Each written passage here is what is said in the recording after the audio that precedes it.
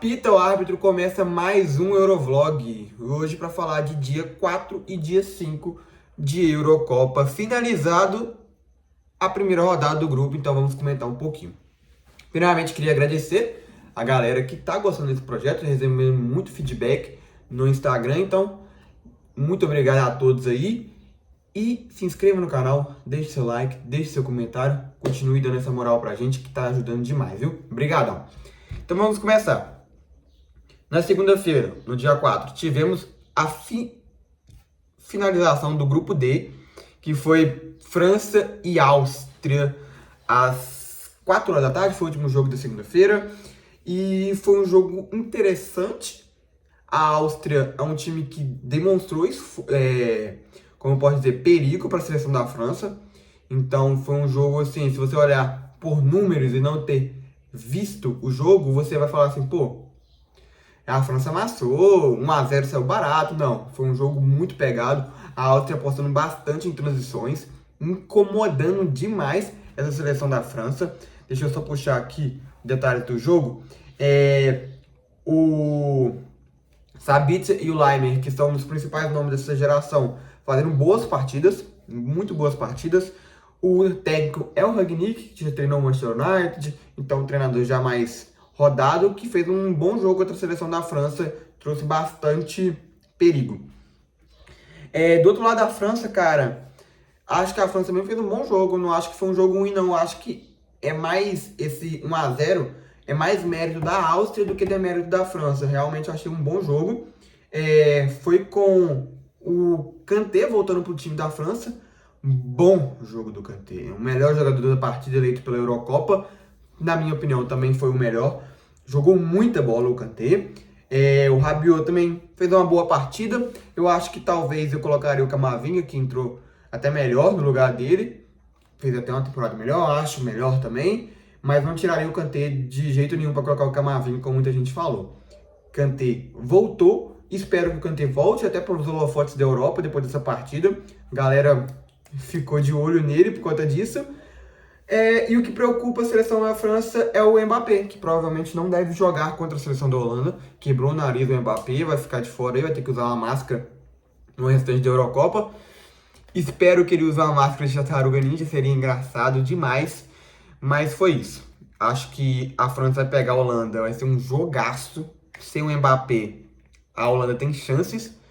Mas olho em Antoine Griezmann e Marcus Thuram. Gosto muito do Marcus Thuram. Fez uma boa partida. Ele e o Mbappé casam muito bem. Acho que por o Marcus Thuram ser um segundo atacante, tanto no Inter de Milão quanto na seleção da França, ele casa muito com essa dupla, com essa questão de dupla de ataque. Realmente ele faz uma ótima dupla com o Lautaro e agora fazendo uma ótima dupla com o Kylian Mbappé, geralmente para gerar espaço para os dois, geralmente para um entrosamento de passe. Então, tipo assim, é muito interessante esse Marcus Thuram. Olho nele. Mas é isso. Grupo D finalizado. Hoje o líder do grupo D é a seleção da Holanda, por questão de gols feitos. Fica aí na frente, mas esse grupo D vai ser muito interessante, cara. Vai ser muito interessante. A seleção da Polônia fez um ótimo jogo contra a seleção da Holanda e a seleção da Áustria fez um ótimo jogo contra a seleção da França. Próximo jogo, Áustria e Polônia. Vai ser um bom jogo, e Holanda e França. Essa rodada, a segunda rodada, promete bagunçar bastante esse grupo. Então, tipo assim, esse grupo vai ser bem interessante de acompanhar. Passando para o grupo E, Romênia, Eslováquia, Bélgica e Ucrânia. Foi na segunda-feira também, abrindo com Romênia e Ucrânia. Cara, Romênia e Ucrânia foi uma surpresa.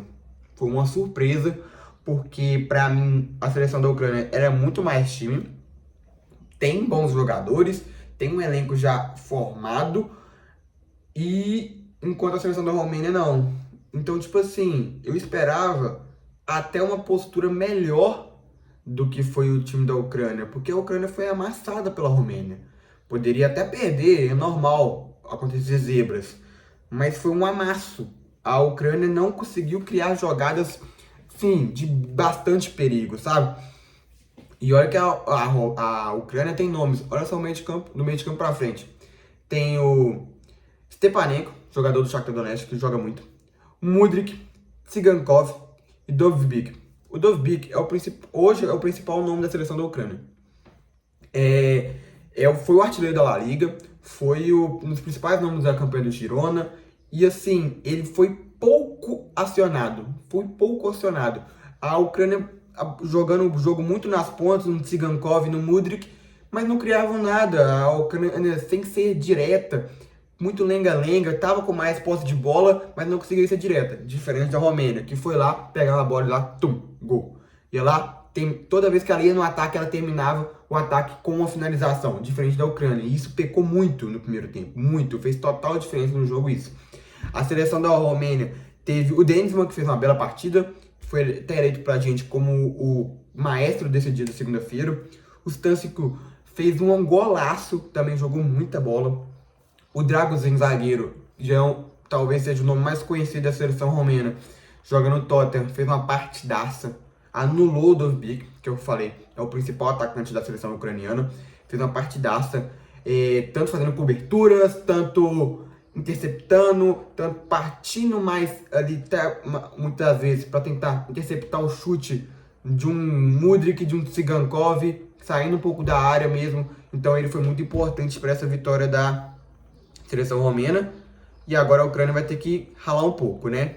Do outro lado, esse grupo tá bem interessante, porque os que eu esperava passar nesse grupo estão complicados agora. Bélgica e Eslováquia. A Bélgica perdeu para a Eslováquia. Uma seleção, como já diria craque Daniel, quem ainda chama a Bélgica de grande geração Bélgica está errado. Essa já não é uma grande geração belga, como a gente estava acostumado alguns anos atrás. Uma geração bem defasada, um elenco bem fraquinho, para dizer o mínimo, e eu demonstrei isso em campo. Um jogo bem ruim, igual eu falei do outra questão do outro jogo. Quem vê o jogo só pelo SofaScore ou alguma coisa assim, acha que foi um amasso, muita pressão da Bélgica, mas não foi tanto assim. A Eslováquia conseguiu jogar o seu jogo, tanto que muitas vezes foi a Eslováquia que levou mais perigo em alguns momentos do jogo. Foi um jogo interessante. Romelu Lukaku mal, perdeu muitos gols. É claro que ele teve 2 gols anulados, mas também perdeu muitos outros gols, né? Assim, acho que o treinador também demorou a mexer. Demorou, talvez, tentar uma reação no final ali. Até que foi interessante uma pressãozinha, mas eu acho que poderia ter feito uma mudança até antes. E falando da Eslováquia, Olhan Lobotka fez uma partidaça nesse meio de campo da seleção da Eslováquia. Já é um jogador até conhecido, talvez o nome mais conhecido da seleção da Eslováquia. Joga no Napoli, fez uma temporada muito boa também. E fez um bom início de Eurocopa. Dubravka, que é o jogador do Newcastle, o goleiro, fez uma partida ok, mas igual eu falei, por mais que seja contra a Bélgica, realmente a gente esperava muitas defesas do goleiro. Mas não foi nada fora do normal. Então, tipo assim, não foi uma partidaça que o goleiro fechou o gol, a Bélgica meteu pressão, não. Então, tipo assim, esse grupo, igual eu tô falando, esse grupo E, quer dizer, vai ser um grupo interessante, porque a Bélgica e a Ucrânia não fizeram bons jogos. Perderam, mas não fizeram bons jogos. Porque, tipo assim, algumas zebras é uma pressão danada e acaba perdendo no contra-ataque. Não, a Bélgica e a Ucrânia não conseguiram se impor dentro de campo. Então isso vai ser bem interessante, esse grupo E, que está agora bem dominado pela Romênia e Eslováquia. Romênia com 3 gols de saldo na liderança. E a próxima rodada é Eslováquia e Ucrânia. Então assim, e Bélgica e Romênia. Esse Eslováquia e Ucrânia, eu quero ver a reação da Ucrânia e quero ver como a Eslováquia vai se comportar nesse jogo, que é uma Ucrânia que vem bem defasada mentalmente falando. Vai ser um jogo interessante. Partindo agora pro grupo F, último grupo, foi o de ontem. Finalizaram a rodada ontem e com Geórgia e Turquia, para muitos o melhor jogo da temporada, da primeira rodada, quer dizer, foi realmente um jogão. As duas seleções, uma trocação franca, num jogo assim, eletrizante, principalmente o segundo tempo. E foi, tipo assim, mostrou as caras dessa geração turca. O meio de campo da geração turca é muito bom, né? A gente tem o Arda Güler, que pra mim foi o melhor jogador da partida. Talvez um dos melhores jogadores da primeira rodada da Eurocopa. Jogou um absurdo, criando jogadas, dominando o meio de campo, combatendo a seleção da Geórgia. Aí tem o Calhanoglu, que é o camisa 10 e talvez um dos principais jogadores dessa geração turca. A gente tem um Kökçü, que talvez não foi muito bom, eu esperava até mais dele nesse jogo. Realmente, tudo bem que depois que ele foi pro Benfica, ele já não é aquele Kökçü do Feyenoord, mas é um bom nome que eu queria ver mais dele. E Kenan Yıldız, pra mim, do lado do Arda Güler, foi um dos melhores jogadores da partida, fez uma partidaça também. Ah, não, do lado do Arda Güler não. Tem o Akadin, que é o zagueiro da Turquia, que fez uma boa partida. Uma boa partida, dando corte toda hora, interceptando. Ele, no duelo contra o Kvaratskhelia da Geórgia, foi um duelaço durante todo o jogo. Ele, muitas das vezes, não vou dizer que ele anulou o Kvaratskhelia, porque o Kvaratskhelia fez uma boa partida, mas ele foi um pedra no sapato do Kvaratskhelia, que se ele não tivesse nesse dia inspirado, o Kvaratskhelia teria guardado mais. A seleção da Geórgia também não é boba, fez uma boa partida, igual eu falei, uma trocação franca, mas eu realmente fiquei de olho com essa seleção da Turquia, porque é uma geração muito organizada tecnicamente, né? O técnico deles é o Vincenzo Montella, é um técnico italiano, e que fez uma organização defensiva muito boa, né? Dessa escola italiana, a gente já espera isso, e foi o que ele fez. A seleção turquia vai dar trabalho nessa Eurocopa, viu? Por conta que no outro jogo do grupo foi Portugal e República Tcheca. E eu acho que a Turquia pode até brigar por um primeiro lugar nessa classificação, viu?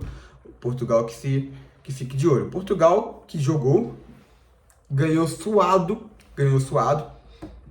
Assim como eu falei da seleção belga, isso. O Roberto Martínez na seleção de Portugal também demorou a mexer. Acho que o Portugal é um time que dominou o jogo. Não consegui ver esse jogo por conta de transmissão, mais uma vez. Foi um jogo que eu não consegui assistir ontem. E segunda-feira eu assisti todos. Mas ontem eu não consegui assistir por conta de transmissão. Mas olhando aqui, Portugal é o time que provavelmente deu pressão na seleção da República Tcheca e demorou a mexer. O Vitinha foi eleito o melhor da partida pela Eurocopa e é muito interessante porque eu falei dele na Champions League, falei que ele foi um dos melhores jogadores do PSG nessa temporada, se não o melhor, e é bom ver ele trazendo isso para a seleção de Portugal. E vamos ver como essa seleção de Portugal vai comportar no próximo jogo. Igual eu falei, não consegui ver por questão de transmissão. Vai jogar contra a Turquia. Um jogo difícil, jogo para ser interessante para a questão da liderança do grupo, igual eu falei. Vamos ver como é que vai se comportar tanto Portugal quanto a seleção turca. Esse jogo vai ser muito interessante, vai ser um jogo pegado. Geórgia e República Tcheca também finalizam a rodada 2 no próximo dia 22. Esse é um jogo interessante. Não vi ainda a República Tcheca jogando, mas a Geórgia mostrou um bom futebol. Acho que talvez chegue até como favorito, por conta de que saiu do jogo contra a Turquia com um gostinho amargo, tipo, poderiam ter conseguido um empate, até uma vitória, se pá, porque fizeram um bom jogo, né? Mas é isso, rodada 1 da Eurocopa finalizada, e agora vamos para a rodada 2. Estou gravando dia 19, daqui a pouco tem Croácia e Albânia, e eu trago para vocês posteriormente, beleza? Rodada 1 bem movimentada, curti bastante essa rodada 1 de Eurocopa, tá sendo uma Eurocopa interessante. Muitos gols de fora da área, é uma parada absurda. Eu acho que mais de 50% dos gols estão sendo fora de área. Depois até confirmo essa informação. Mas está sendo muito interessante essa Eurocopa por conta desses gols. Mas é isso. Deixe seu like, deixe seu comentário e se inscreva no canal, viu? Um abraço a todos. Tamo junto.